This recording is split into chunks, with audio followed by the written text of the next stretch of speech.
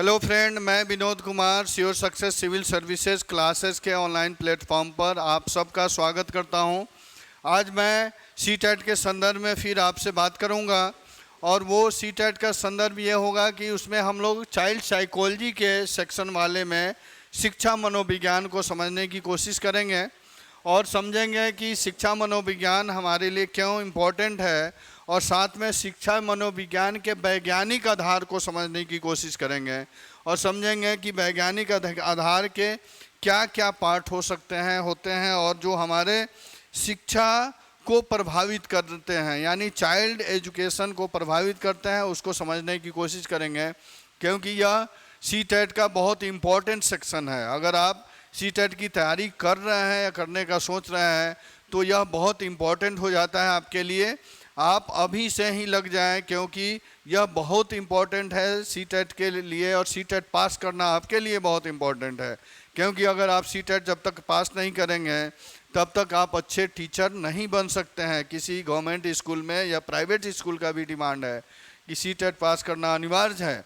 इसके साथ साथ सेंट्रल स्कूल हो गया, केवीएस विद्यालय हो गया, केंद्रीय विद्यालय हो गया और उसके अलावा आप नवोदय विद्यालय का भी टीचर बनना चाहते हैं, उसमें भी सीटेट निश्चित रूप से अनिवार्य है।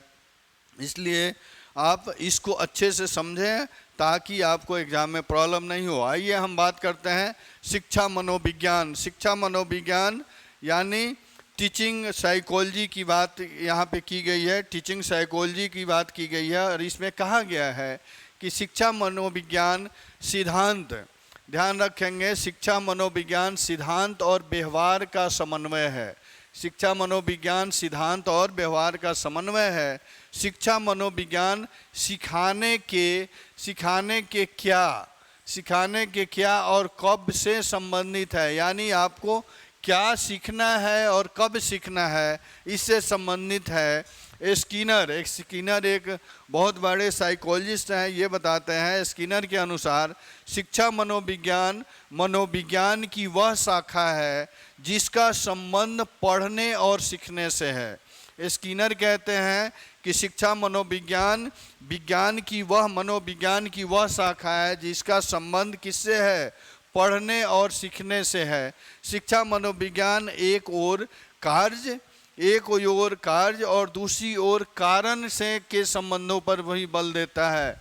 यानी इसका अर्थ है एक ओर कार्य और इसके दूसरी ओर कारण के संबंधों पर बल देता है। इसका तात्पर्य है कि आपको कब कौन से कार्य करने हैं और उस कार्य के कारण क्या हो सकते हैं, इसके अंतर संबंध पर भी बल देता है।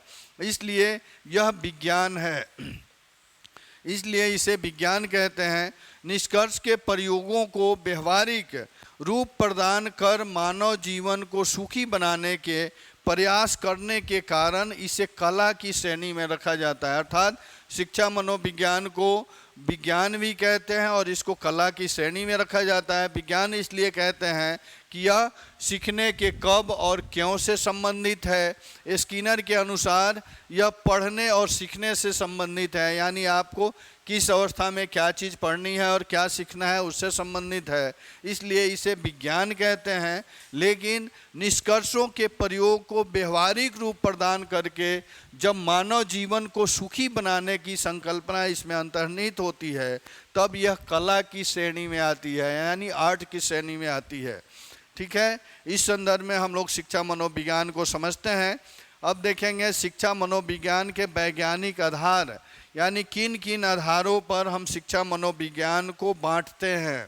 ठीक है, साइकोलॉजिकल फाउंडेशन ऑफ एजुकेशन, यानी शिक्षा मनोविज्ञान के वैज्ञानिक आधार क्या हो सकते हैं, तो इसमें देखेंगे इसे आत्मा का विज्ञान भी कहा जाता है।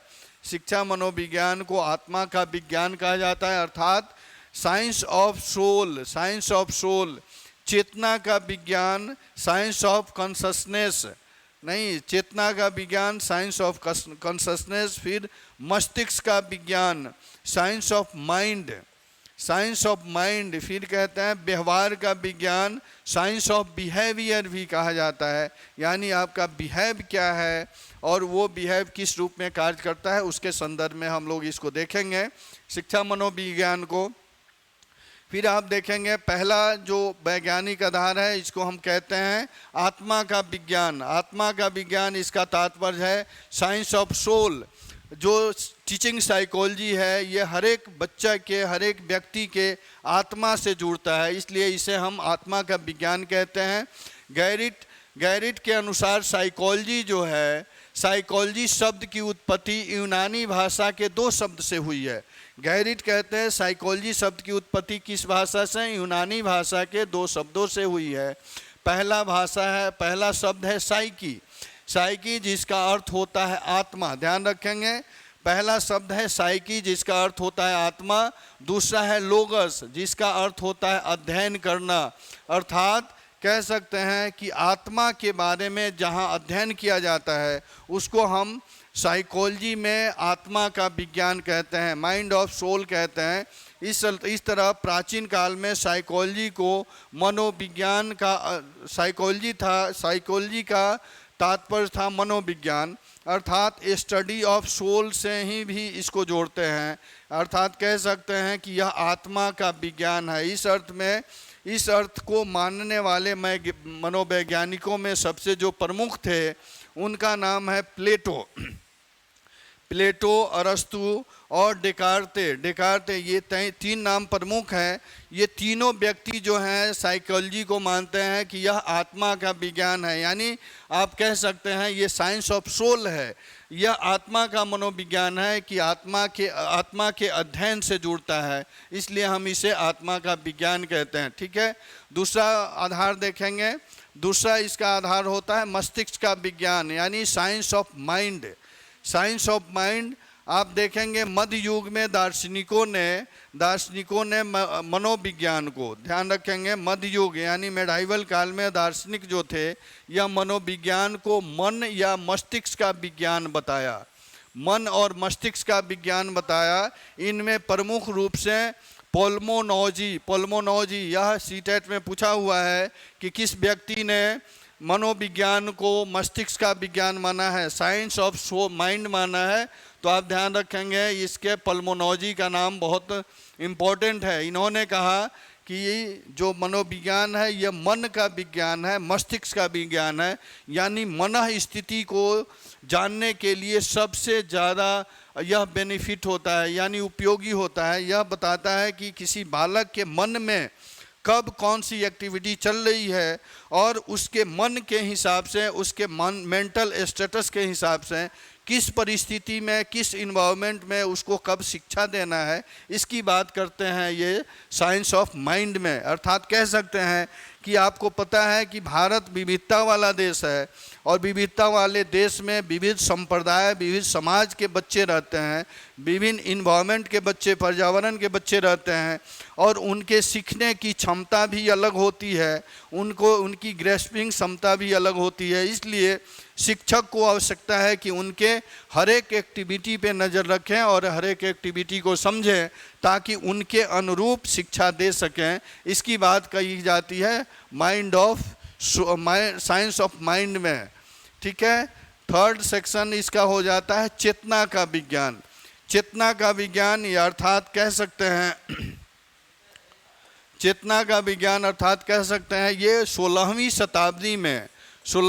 शताब्दी में वाइस और विलियम बोन्स और जेम्स शैली जो ये दार्शनिक थे, इन्होंने मनोविज्ञान को चेतना का विज्ञान माना।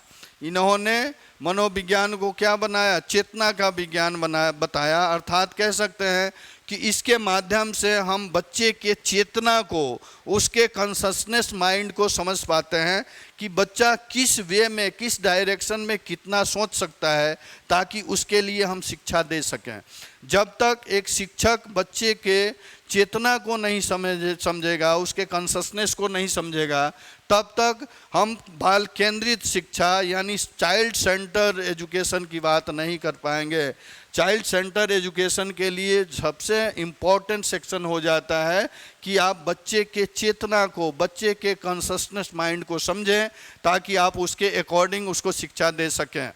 ठीक है। इसमें सबसे प्रमुख व्यक्ति हैं vice, William James, William bones और जेम्स शैली। इनका नाम इम्पोर्टेंट है, आप याद रखेंगे। चौथा हो जाता है व्यवहार का विज्ञान। व्यवहार का विज्ञान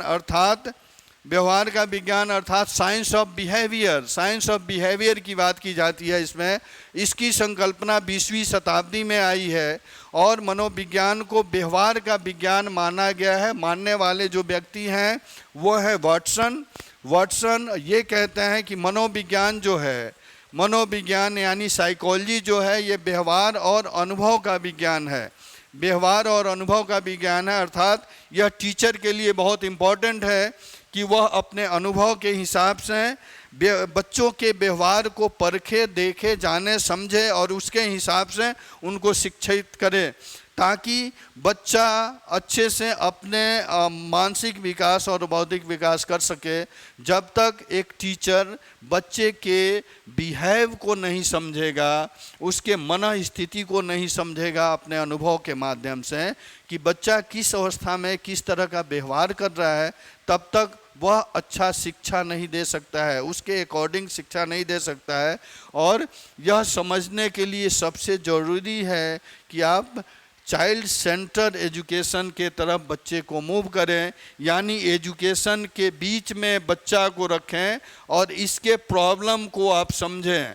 यानी बच्चा को क्या क्या प्रॉब्लम होता है वो अपने अनुभव से उसको समझें और उसके अकॉर्डिंग उसको शिक्षा दें, क्योंकि बच्चा जो होता है एक गिल्ले मिट्टी के समान होता है और आप कुम्हार के तरह होते हैं। आपका यह कर्तव्य बनता है कि आप बच्चे को अपने अनुरूप ढाल सकें ताकि बच्चा का सर्वांगीण विकास हो। सर्वांगीण विकास यानी चौतरफा विकास हो और चौतरफा विकास के साथ उसका सामाजिक विकास, आध्यात्मिक विकास और उसका दैहिक मानसिक विकास हो सके।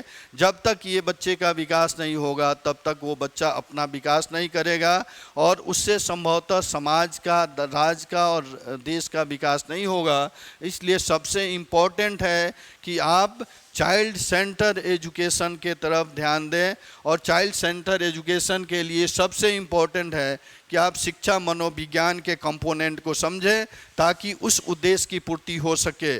चलिए आज इतना रहने देते हैं, फिर मिलते हैं नेक्स्ट वीडियो में। तब तक के लिए धन्यवाद। Thank you.